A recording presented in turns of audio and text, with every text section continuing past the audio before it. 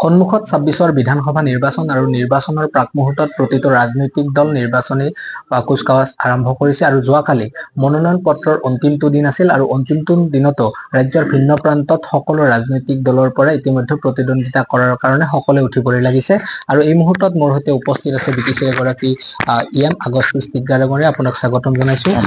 সন্মুখত যিহেতু ২৬ৰ বিধানসভা নিৰ্বাচন, NDAৰ লগত আপোনালোকৰ দলটো আছে, 11খন আসনত প্ৰতিদ্বন্দ্বিতা কৰিছে। এই 11খন আসনৰ ভিতৰত কেনেধৰণৰ আশা কৰিছে আৰু এগৰাকী আপুনি ৰাজনৈতিক ব্যক্তি হিচাপে কেনেধৰণৰ দেখিছে? হয়, BTCত 15খন আসন আছে আৰু 15খন আসনত আমি NDA হিচাপত আমি 15খনতো জয়ী হ'ম আৰু তাৰে মাজত আমাৰ 11খন বিশেষ দলৰ পৰা কেণ্ডিডেটছৰ দিয়া হৈছে আৰু 11খন প্লাছ 4খনে আমি জয়ী হ'ম, সেইটো 100% গ্যাৰাণ্টি। শক্তিশালী ভূমিকাত বিগত সময়ছোৱাত BPF-এ অসম বিধানসভাতো দপদপাই আছিল। এইবাৰো NDAৰ লগত যিহেতু BPF দল আছে, তেনে ক্ষেত্ৰত কেনেকুৱা হ'ব বুলি ভাবিছে? যিহেতু BPF-ৰ পৰা বিধায়ক হোৱাৰ পিছত মন্ত্ৰিত্ব লাভ কৰিছিল, এইবাৰ কেনেধৰণৰ আশা কৰিছে? হয়, আমি নিশ্চিতভাৱে আশাবাদী। এইবাৰ আমি যিহেতুকে NDAত লগত লগ হৈ আমি অসম চৰকাৰ চলাই আছো আৰু সেই হিচাপে আমাৰ খুবেই ভাল হ'ব আৰু আমি এইবাৰ 2026ত NDA চৰকাৰ হ'ব আৰু তাৰে আমাৰ ডক্টৰ হিমন্ত বিশ্ব শৰ্মা ডাঙৰীয়াই CM হিচাপে আকৌ এবাৰ নিৰ্বাচিত হ'ব, সেইটো 100% খাটাং। BTC ইলেকশ্যনৰ সন্মুখত ভাগৰুৱা মহিলাৰ 10টা গ্যাৰাণ্টিৰ কথা কৈছিল। সেই 10টা গ্যাৰাণ্টি ইতিমধ্যে কেনেধৰণে কাম হৈছে আৰু কেনেধৰণৰ ইছ্যু লৈ আগন্তুক নিৰ্বাচনত আপোনালোকে নিৰ্বাচনী বৈতৰণি পাৰ কৰিব বুলি ভাবিছে? হয়, BTC ইলেকশ্যনৰ আগতে আমাৰ হাগ্ৰামা মহিলা ছাৰে 10টা নহয় 5টা গ্যাৰাণ্টি কৈছিল। সেই 5টা গ্যাৰাণ্টিও আমি 3 মাহৰ ভিতৰতে 5টা গ্যাৰাণ্টি দিবলৈ সক্ষম হৈছো আৰু সেয়েহে হাগ্ৰামা মহিলা ছাৰে যিটো কথা কয় সেইটো বাস্তৱত পৰিণত কৰে আৰু এইটো কাৰ্যকৰী কৰে। সেইকাৰণে মানুহে এতিয়া হাগ্ৰামা মহিলা ছাৰক বা BPF দলক বহুতে আকলিয়াই লৈছে। এইকেইদিনত আমি দেখিবলৈ পাইছো মিটিঙে বহুত কেইজনে UPL দল বা JSP দল অন্যান্য দলৰ পৰা তেখেতসকলে আমাৰ দলত BPF দলত যোগদান কাৰ্যসূচী আমি কৰি আছো আৰু তেখেতসকলে স্ব ইচ্ছাই তেখেতসকলে আহি আমাৰ BPF দলটো আকলিয়াই লৈছে। আপোনাৰ সন্মুখত যদি চাব যোৱা যায়, আনফালে মানা বিধানসভা সমষ্টি আৰু এফালে বাক্সা বিধানসভা সমষ্টি, দুয়োটা সমষ্টি BPF-ৰ কেনেধৰণৰ হ'ব?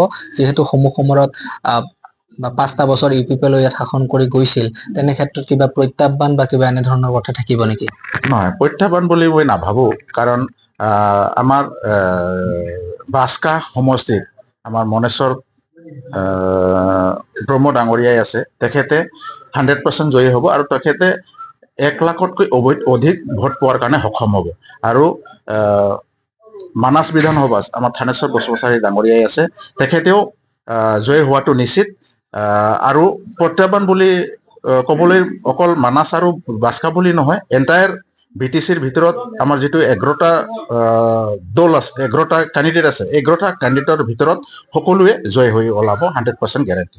প্ৰতিটো ৰাজনৈতিক দলে নিৰ্বাচনৰ সময়ত বিভিন্ন ধৰণৰ প্ৰতিশ্ৰুতি, বিভিন্ন ধৰণৰ ইছ্যু লৈ নিৰ্বাচনী প্ৰচাৰ কাৰ্যত অৱতীৰ্ণ হ'ব। তেনে ক্ষেত্ৰত BPF-এ কেনেধৰণৰ কাৰ্যপন্থা লৈছে বা কেনেধৰণৰ ইছ্যুসমূহ লৈ ৰাইজৰ ওচৰলৈ যাব? আমাৰ মেইন ইছ্যু হৈছে শান্তি, একতা আৰু প্ৰগতি, আৰু সেই হিচাপে আমাৰ BTC প্ৰধান হাগ্ৰামা মহিলা ছাৰে এই 3 মাহৰ ভিতৰতে আমি দেখিবলৈ পালো যে তেখেতে যিবোৰ আধৰুৱা কাম যি ৰৈ আছিল, ৰাস্তা ঘাটকে আদি কৰি যিমান জাতি জনগোষ্ঠীৰ সমস্যাবিলাক, সেই সমস্যাবিলাক তেখেতে পূৰণ কৰিবলৈ আমি পৰিলক্ষিত হৈছে। বহু ৰাস্তাবিলাক তেখেতে আধাৰশিলা স্থাপন কৰিছে আৰু বিভিন্ন জাতি জনগোষ্ঠীৰ যিবোৰ সমস্যা, সেই সমস্যাটো সমাধান কৰিবলৈ তেখেতসকলে প্ৰত্যেকটো জাতি জনগোষ্ঠীবিলাকৰ লগত লগ হৈ তেখেতসকলৰ মূল সমস্যাবিলাক সমাধানৰ কাৰণে তেখেতে আগবাঢ়ি আহিছে। শেষত যদি আপোনাক সোধা যায়, 11খন আসনত আপোনালোকে প্ৰতিদ্বন্দ্বিতা কৰিছে, এই 11খন আসনে আপোনালোকৰ হাতত থাকিবনে? হয়, নিশ্চিত থাকিব আৰু আমি আশা কৰাৰ দৰে আমি 3ৰ পৰা 4টা ষ্টেট গভৰ্ণমেণ্টত, অসম গভৰ্ণমেণ্টত আমি মন্ত্ৰিত্ব লাভ কৰাৰ আমি আশাবাদী। এনেধৰণে আচলতে আগন্তুক যি ২৬ৰ বিধানসভা নিৰ্বাচন, এই নিৰ্বাচনটো কেনেধৰণে পাৰ কৰিব BPF দলে। শাসকীয় পক্ষত যিহেতু BTCত তেখেতসকলে চৰকাৰ গঠন কৰিছে আৰু চৰকাৰ গঠন কৰাৰ পিছত অসম বিধানসভাত তেখেতসকলে NDAৰ লগত যিহেতু চামিল হৈছে আৰু আগন্তুক যি 11খন আসনৰ ভিতৰত কেনেধৰণৰ আসন লাভ কৰিব বা মন্ত্ৰিত্ব পাবনে নাই, আগন্তুক নিৰ্বাচনত নিৰ্বাচনী প্ৰতিশ্ৰুতি কেনেধৰণৰ হ'ব, UPPLে কেনেধৰণৰ ফলাফল কৰিব, সেই সন্দৰ্ভতো সংবাদ মাধ্যম যোগে তেখেতে মন্তব্য প্ৰকাশ কৰা পৰিলক্ষিত হয়।